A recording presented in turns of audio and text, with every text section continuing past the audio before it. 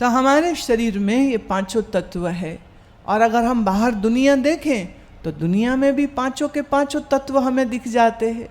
और इन्हीं पांच तत्व से हमको सब कुछ व्यवहार में आ रहा है। जैसे अगर देखो, जब आप अभी इस समय मुझे देख रहे हो और मैं आपको देख रही हूँ, तो जब मैं कहती हूँ आप मुझे देखते हो, तो आप मेरा क्या हिस्सा देखते हो?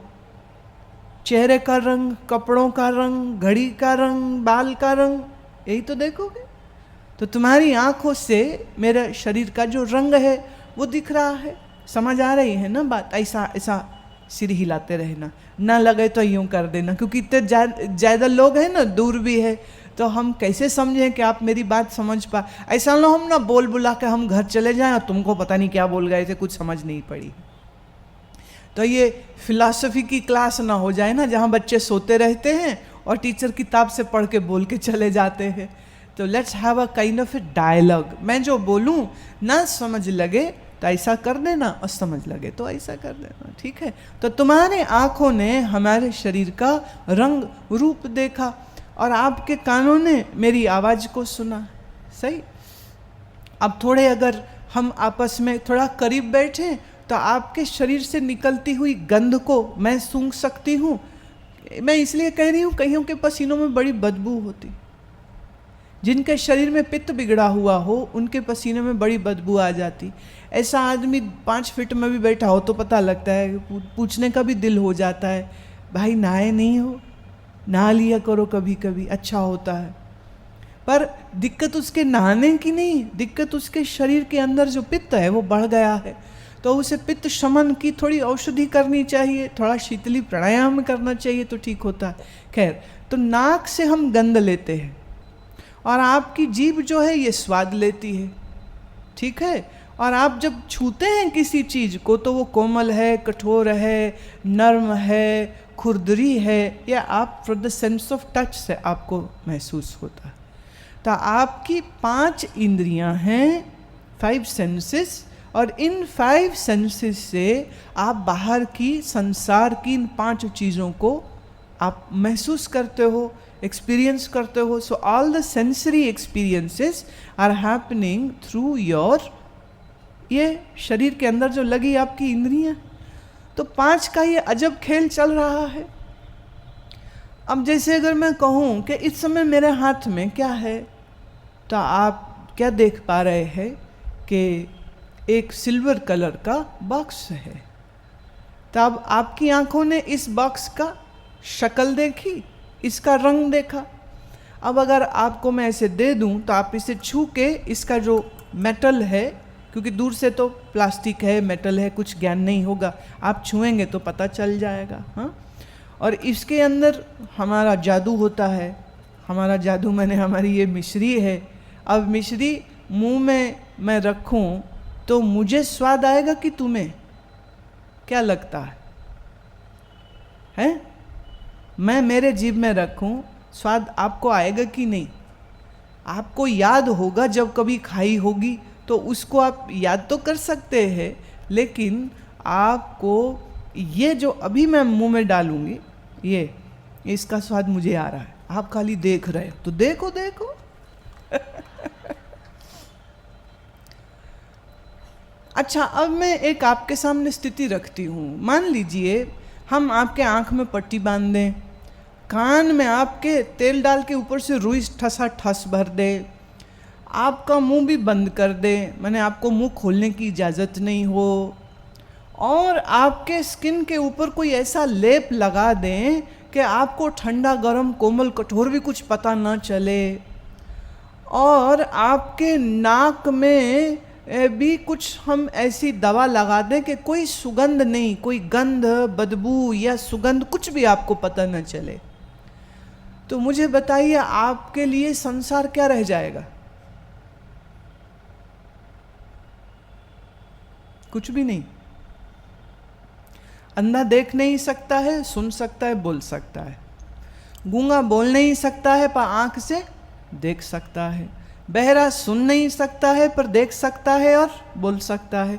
लेकिन मान लो किसी की जुबान भी न चलती हो, कान भी न चलते हो, आँख भी न चलती हो, और उसको अधरंग या पैरालिसिस जैसा कोई भयंकर रोग हो गया हो और उसकी सारी सेंसेस जो है, जो सेंस ऑफ टच है, वो भी उसकी काम ना करती हो और उसकी जीभ भी कोई स्वाद ना जान पाती हो, तो ऐसे मनुष्य के बारे में आप क्या सोचेंगे? क्या उसका कोई जीवन है? कुछ भी नहीं। तो हमारे लिए संसार की सब अनुभूतियाँ इन्हीं पंच इंद्रियों से होती है। अब थोड़ा इसको और हम गहरा विचार करते। देखिए, हमेशा ये कहा जाता है, तुमने पता नहीं करोड़ों बार सुना होगा, दुनिया झूठ है, दुनिया झूठ है। आज हम साबित करेंगे कि दुनिया झूठ कैसे। तैयार हो इसके लिए? हाँ, बाबा लोग आके बोलते दुनिया झूठ है, दुनिया में मन ना लगाओ, और तुम सोचते हो बाबा का दिमाग खराब है, दुनिया झूठ है। इतनी तो सच्ची दुनिया है, रंग रंगीली, मटक मटकीली, और ये आके बोलते दुनिया झूठ है। कौन कहता झूठ? दुनिया तो एकदम सच है।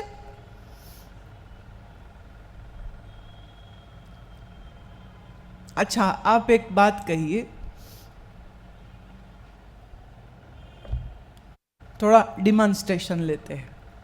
कैसे? ये है मेरे हाथ में, क्या लगता है? हाँ, नैपकिन। नैपकिन किसका बना? रुई के धागे बने, है ना? धागे की बुनती हुई और ये बन गया, और फिर किसी ने इसे रंग दिया तो इसका कलर भी हो गया, क्योंकि रुई तो सफ़ेद होती है। ठीक है। अच्छा, रुई कहाँ उगी? रुई कहाँ उगती है? खेत में, है ना? कभी लगी देखी कपास? महाराष्ट्र में बड़ी इसकी खेती होती है। गुजरात, महाराष्ट्र में खूब कपास उगाई जाती है। तो कपास उगती है पौधे पर, और पौधा उगता है कहाँ? जमीन में, है ना? अच्छा, पौधे को पानी नहीं मिले, पौधा चलेगा? मर जाएगा। पौधे को हम खाद नहीं दें, माने मिट्टी नहीं हो, ऐसे ही हवा में हम एक कपास का बीज रख दें, चलेगा क्या? पौधा ही नहीं बनेगा। अच्छा, मिट्टी तो होवे, पानी भी होवे, लेकिन हम इस पौधे को सूरज की किरणें ना मिलने दें, चलेगा पौधा? अच्छा, हमने किरणें तो दे दी लेकिन हवा बंद कर दी।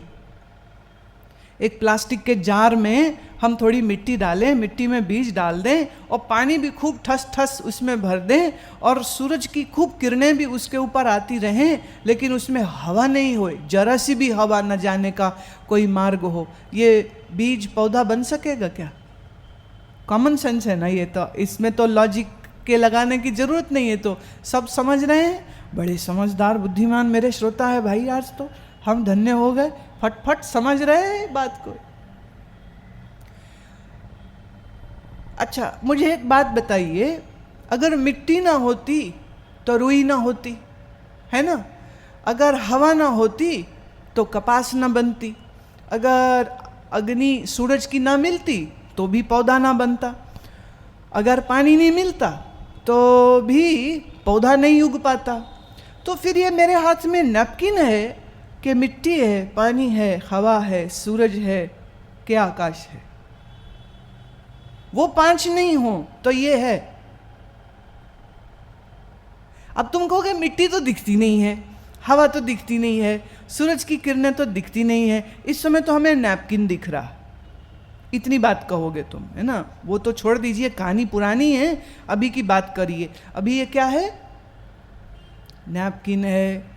अच्छा, मैं यहाँ से देखो, ये एक धागा निकाला और ये यहाँ रख दूँ, और फिर ऐसे ही मैं एक और धागा निकालूँ और यहाँ रख दूँ, और फिर ऐसे ही एक और निकालूँ और रख दूँ, तो ऐसे करके मैं सब धागे निकाल दूँ, तो नैपकिन कहाँ गया?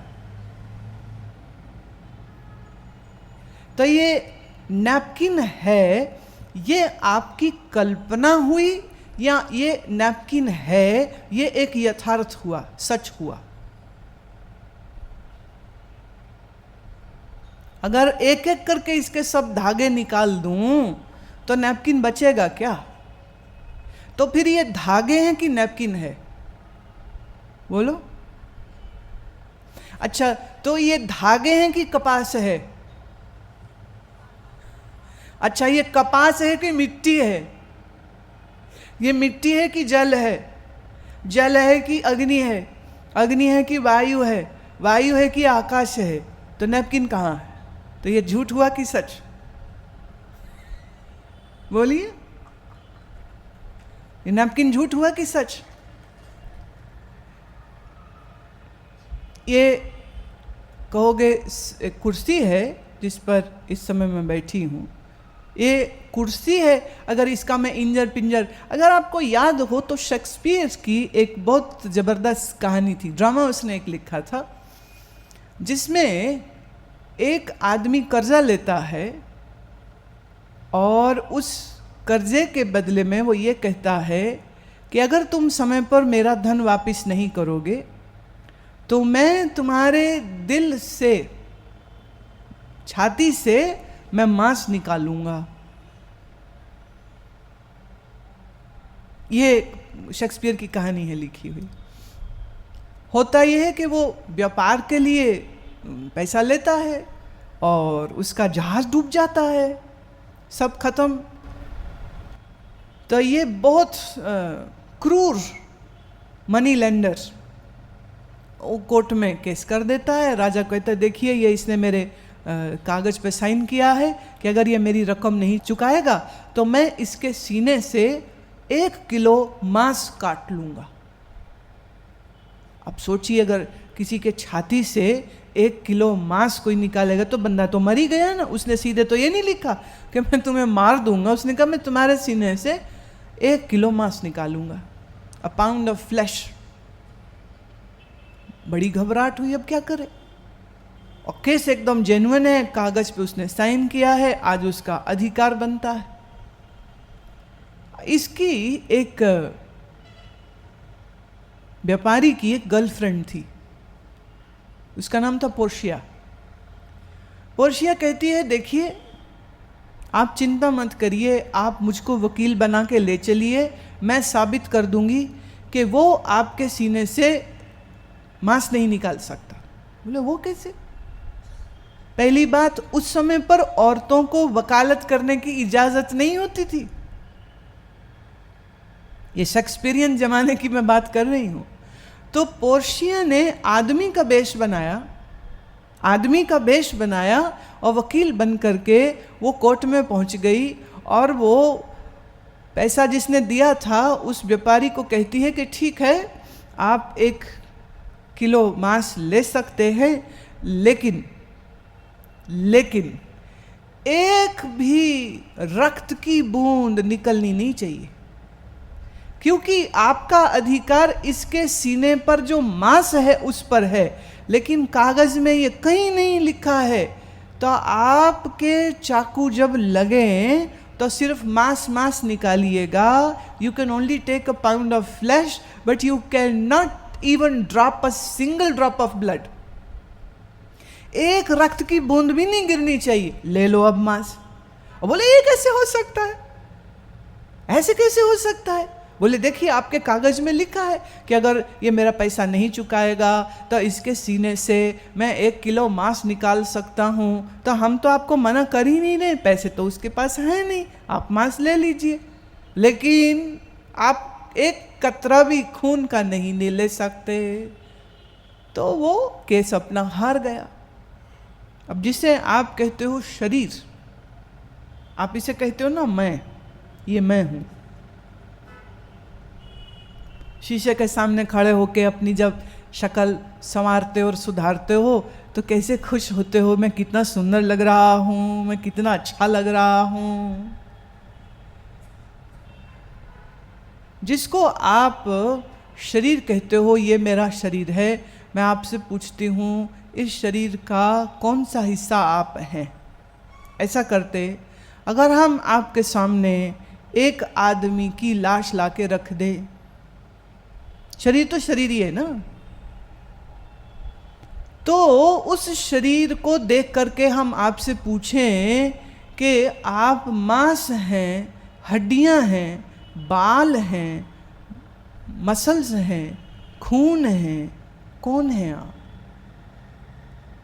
जिसे आप कहते हो ये मेरा शरीर है, इस शरीर का कौन सा हिस्सा है जो आप हैं और कौन सा हिस्सा है जो आप नहीं है। देखो अभी तो फुल बॉडी में श्वास चल रहे हैं, जिंदे हैं, सब कुछ ठीक ठाक लग रहा है। एक छोटा एग्जाम्पल हम ऐसे देते, आप अभी तो अपने आप कैसे बाल में हाथ फेरते हैं, बड़े खुश होते, मेरे बाल बहुत अच्छे हैं, लेकिन जब आप कंघी करें और अंगुली में ऐसे बाल लपेट करके आप टोकरी में फेंक देते हो, कूड़े करकट में फेंक देते हो, ये तो अब मैं नहीं हूँ, ये तो मेरे शरीर से अलग हो गए, तो फेंक देते हो उसको। तो बाल आप हैं, मांस आप हैं, हड्डियां आप हैं, खून आप हैं, किसको कहते हो कि ये शरीर है? कहाँ है शरीर बताइए। जब आप कहते हो मेरा नाम पार्वती है, तो माथे का नाम पार्वती है, सिर का नाम पार्वती है, उंगली का नाम पार्वती, पेट का नाम पार्वती, पैर का नाम पार्वती है, पीठ का नाम, किसका पार्वती ढूंढिए, कहाँ मिलेगी बोलो। तो जब शरीर में ढूंढने लगेंगे तो शरीर के अंग मिलेंगे, मांस, रक्त, हड्डी, मेद तो मिलेगा, लेकिन तुम ये इसमें मैं नहीं ढूंढ पाओगे। तो फिर ये शरीर सच हुआ कि झूठ? बोलो।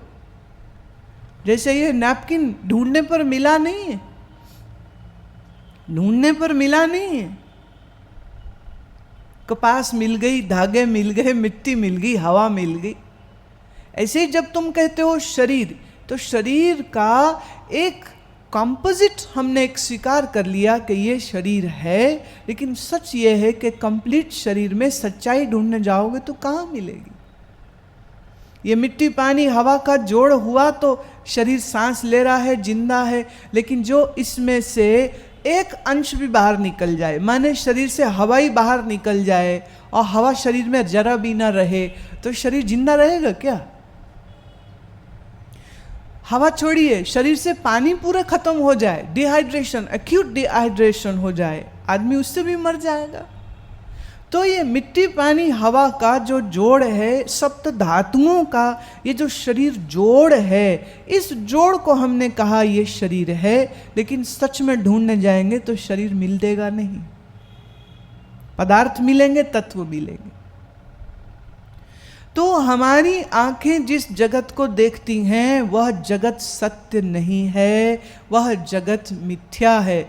मिथ्या किसको कहते हैं? जो दिखता तो हो पर सच ना हो, जो दिखता तो सच जैसा है लेकिन वैसे उसका अंत हो जाए और बनने से पहले भी वो ना हो, तो ऐसी वस्तु को हम असत्य बोलते हैं, ऐसी वस्तु को हम झूठ बोलते हैं। आपका ये शरीर क्या उम्र होगी?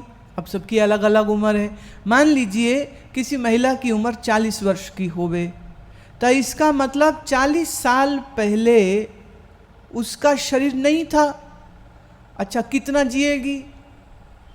आप बताओ, तुम्हारा शरीर कितना जिएगा? है कुछ ज्ञान? नहीं पता। तो पंडा लोगों से पूछते फिरते हो दुकान कब खुलेगी, शादी कब होएगी, लड़का कब होएगा, कभी ये भी पूछ लो ये शरीर मेरा चलेगा कब तक, मैं जीऊंगा कब तक, मेरी जिंदगी कब तक चलेगी? नहीं पूछना चाहिए क्या? कई बार होटल्स वाले टाइम शेयर हॉलीडेज निकालते हैं, माने आप एक रकम दे दीजिए तो साल में 15 दिन 20 दिन आप उनके होटल, जो दुनिया में कई जगह होंगे, आप वहाँ जा कर के रह सकते, बना बनाया फ्लैट मिल जाएगा। टाइम शेयर माने समय को बहुत लोग उस जगह में जा कर के अपना समय बिताएंगे। मालिक कोई नहीं है, मालिक वो होटल कंपनी होगी, लेकिन आपको साल में 15 दिन मिल जाते। तो ये आपको जो शरीर मिला है, इसका टाइम का शेयर कितना है, क्या ये जानना नहीं चाहिए? देखिए, बड़ा महत्वपूर्ण प्रश्न है, ये बड़ा दिलचस्प प्रश्न है, लेकिन ये प्रश्न कोई उठाता ही नहीं है। सब तो ऐसे जी रहे हैं जैसे हम तो कभी मरे ही नहीं, क्योंकि हमारे पुरखे अभी भी जिंदे हैं, दादे परदादे लक्कड़ दादे वो भी सब जिंदा हैं, हम भी जिंदा ही रहेंगे, वो तो मरे हैं कोई नहीं। क्या ये बात सच है कि झूठ? हाँ, झूठ है। कहाँ है सब? पता ही नहीं कहाँ है सब। कोई कोई फिर भावना से कहते जी वो स्वर्गवासी हो गए, अच्छा, एक बड़ी अजब चीज़ है, मैं जब किसी के मरण के बारे में सुनती हूँ तो मेरा मन हमेशा कभी कभी करे भी कैलकुलेशन तो ये जरूर करता है कि उसका अब जन्म हो गया होगा कि नहीं हो गया होगा। हाँ, लेकिन हम ये कभी नहीं सोच पाते हैं कि वो कहीं किसी स्वर्ग में होगा या कहीं किसी नरक में सड़ रहा होगा। हमारी बुद्धि इसकी इजाज़त ही नहीं देती हमको, बिल्कुल नहीं। अब ये शरीर कब तक है ये हम नहीं जानते, तो जो कभी हो और कभी बना हो और कभी मिट जाए उसी को तो झूठ बोलते हैं। और झूठ किसको कहते? तो ये शरीर हमारा कभी नहीं था, अब है, और फिर पता नहीं और कितना समय, कितने हफ्ते, कितने महीने या पता नहीं कितने साल फिर जिएगा, इसका किसी को ज्ञान तो है नहीं। पर देख लीजिए, आदमी ऐसे थोड़ी जीता है।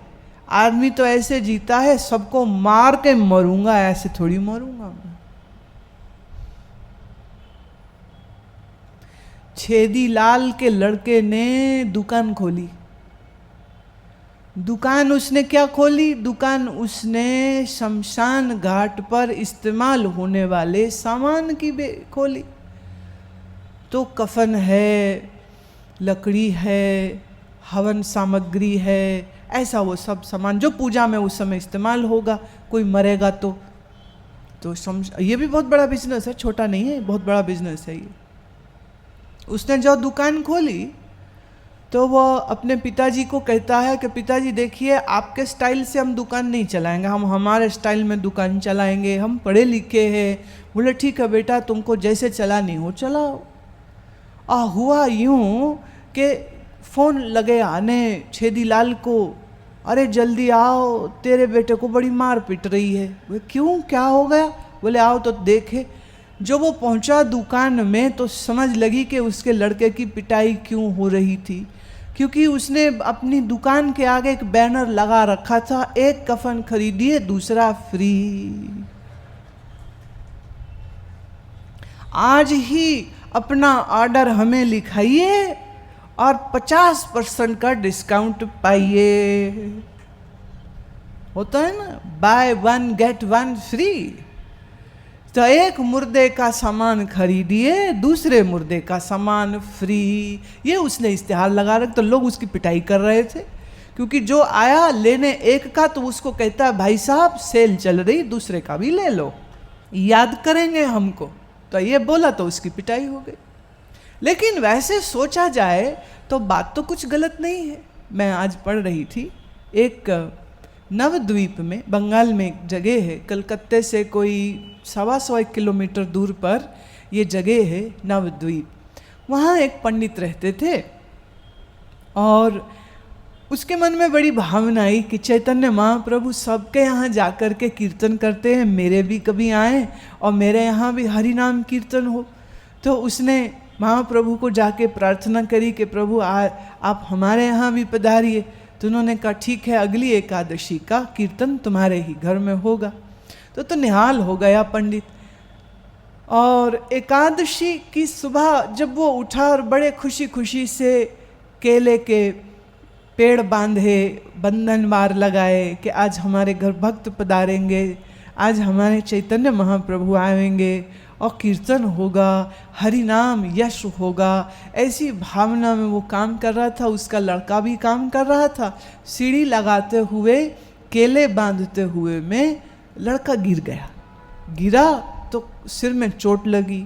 चोट ऐसी लगी कि उसने दूसरी सांस ही नहीं ली, शरीर खत्म हो गया उसका।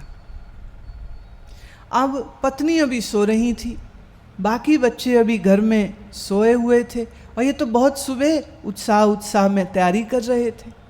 अब बेटे की लाश सामने पड़ी। मन में आया ख्याल, प्रभु तूने ये पुत्र दिया था, तूने आज वापस ले लिया। जब ये पुत्र नहीं था मैं तो भी तेरी भक्ति करता था, आज तूने वापस ले लिया। और कैसे दिन लिया, जब कीर्तन रखा था।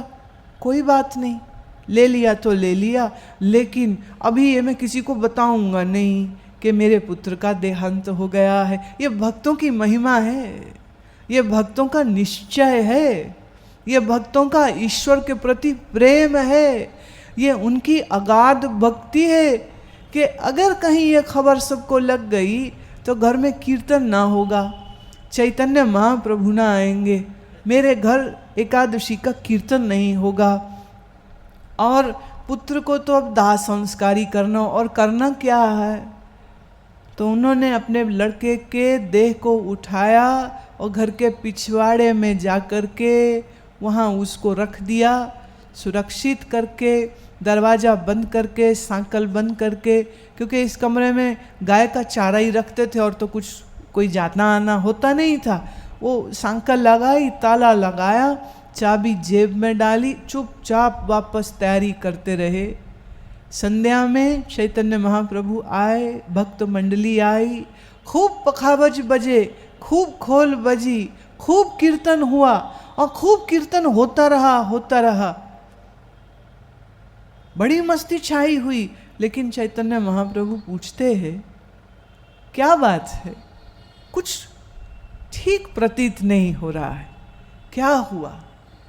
अब कीर्तन समापन हो चुका है, भक्त लोग सब प्रसाद ले रहे हैं। तो उसने महाप्रभु के चरण पकड़े और कहा, प्रभु आज सुबह कीर्तन की तैयारी करते समय पर मेरा पुत्र सीढ़ी से गिरा और उसके प्राण पंखेरु उड़ गए। अरे, और तूने फिर भी कीर्तन किया? पत्नी, मुझे तो नहीं लगता कि उसको खबर भी है कि ये हुआ है। बोले, हाँ, अब आप जब चले जाएंगे तो मैं बताऊंगा, तो कहूंगा मैं। चैतन्य महाप्रभु ने इस पंडित को अपने हृदय से लगा लिया। तू है असल प्रभु का भक्त, जिसने शरीर की नश्वरता को स्वीकार किया कि इस नश्वर देह का, इस मिट जाने वाले देह का अंत हो जाना कोई दुर्घटना नहीं है। तुमने उसको ऐसा नहीं देखा कि प्रभु ने मेरा भला सोचा कि मैं कीर्तन कराता हूँ और ठीक कीर्तन के दिन मेरे लड़के को मार देते हैं ईश्वर। ऐसा कोई क्रोध भी नहीं तूने किया, कोई गाली नहीं तूने निकाली, तूने मुझे भी कोई गाली नहीं निकाली, बल्कि उतने ही उत्साह से सारा समागम की तैयारी तुम करते रहे। ना केवल तैयारी करी, बैठ के गाए हो, सबके चरण पखारे हैं, सबको भोजन कराया है। तेरे जैसा भक्त इस कलयुग में, महाप्रभु बोले, कौन हो सकता है?